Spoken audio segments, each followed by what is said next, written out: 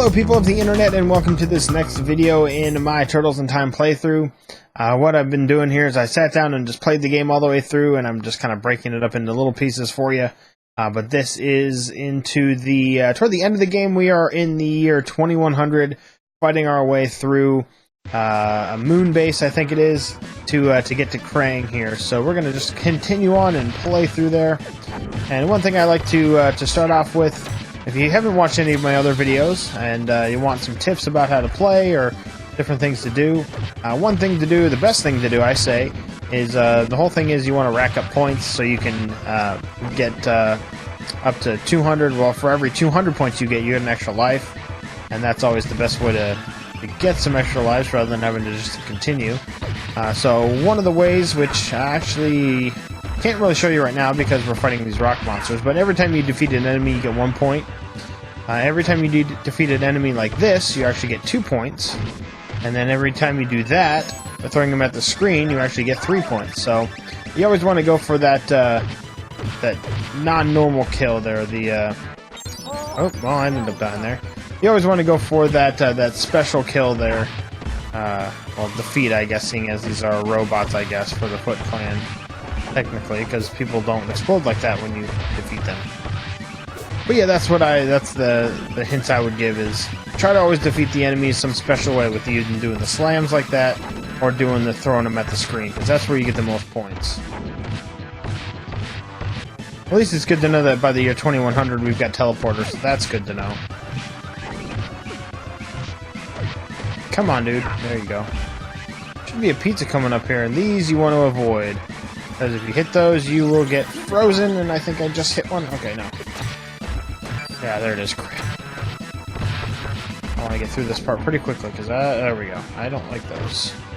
That's one thing I've never really known how to do correctly is... Oh, shoot. You can do the dashing. There's an option, there's a selection in the options where it does it automatically for you. Holy cow. I don't remember it going up and down like that. That's fine, it can defeat those guys for me. One thing in the options, you can select it to auto run, so after you're walking for a little while it'll automatically run for you. Or if you set it to manual, you can just double tap in a direction and it runs like that automatically. But what you can do is while you do the run, oh shoot, I may have to, hopefully I can get through this without using the continue.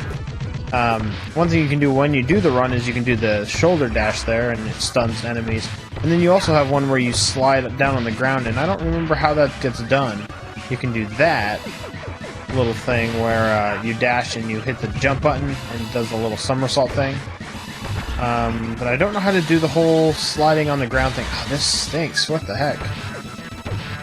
Alright, let's not worry about points or anything right now. Let's just try to get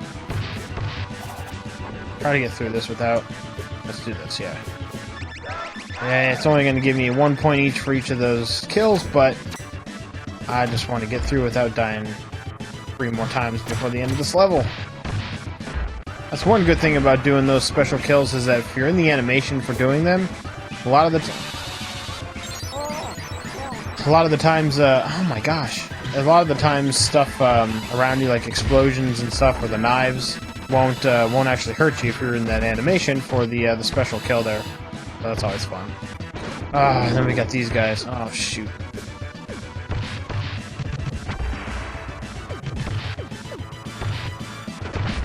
That actually worked quite well. Sweet. Alright, Krang. Here we go. I think I'll get the pizza now. One thing with this, a little tip for fighting Krang here, is watch the shadow. That's how you can kind of tell where he is on the screen. And I always say stay toward the middle of him, because if you get on the sides, he ends up shooting these little orbs out like that, and you get caught in the orbs, and that's annoying, and it just hurts you. So I always stay in the middle of where he is, follow the shadow, because it's the easiest way to tell where he is on the screen. And here, after you get so far through, he ends up kind of raising up a little bit, so you can't do a regular attack, you've got to do a jumping attack to make sure you hit him. He should be getting into his next attack form here, after I get these things. He eventually starts flying around and like bashing on the ground here. He should be doing it now.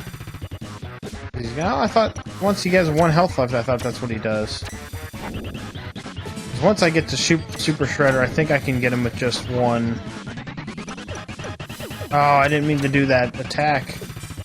There's different aerial attacks, and I didn't mean to do that specific one. It slowed me down.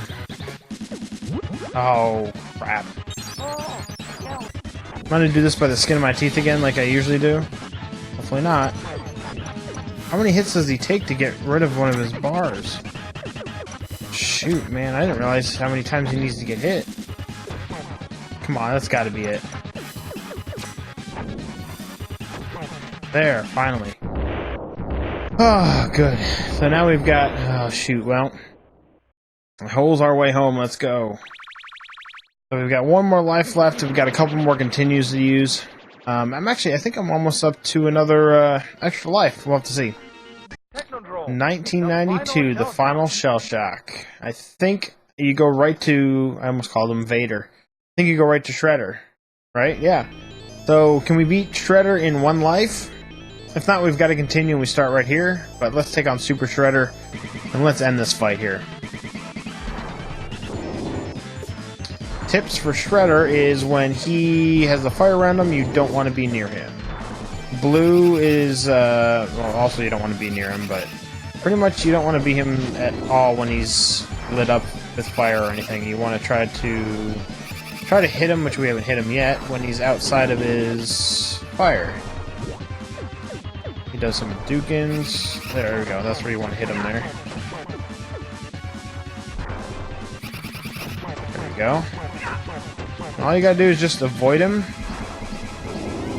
And it's pretty simple.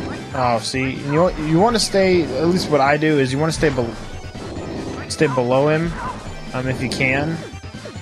Okay, well, we're gonna do a continue, and we'll come back and fight him again. So now we shouldn't have any problem getting him with 7 lives. I don't think it's gonna take 7 lives to beat him, but yeah, what I do doesn't have to be the way you play, but I try to stay below him as much as I can, just because once he's out of his little thing like that, you can just move up quickly. I don't have as much luck when I'm above him, so well, I didn't do too good there either. The best one to do it on is the blue. So when he surrounds himself with the red, unless you can get behind him, the blue is the best one because he goes in the air, and then you just move up and hit him pretty easily there. So with the red, with the fire one, green one is kind of the same thing. Red, you want to get behind him there.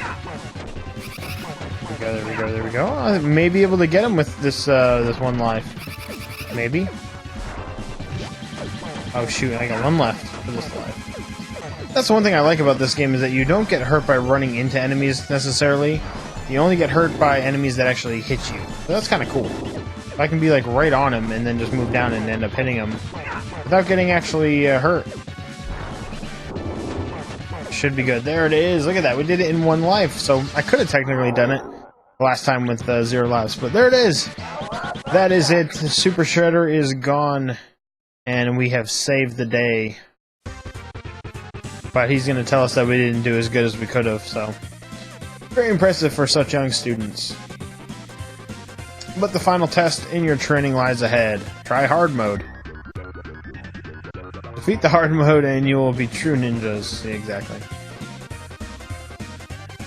So it's pretty much telling you that you beat the game, but you weren't as good. So there we go. Game level normal. Game time 32 minutes 25 seconds. We ended with 2 points because we used that continue there. But anyways, that'll wrap up this quick little playthrough of Turtles in Time. Thank you so much for checking it out. If you are new to my channel, go ahead and subscribe. That would be awesome.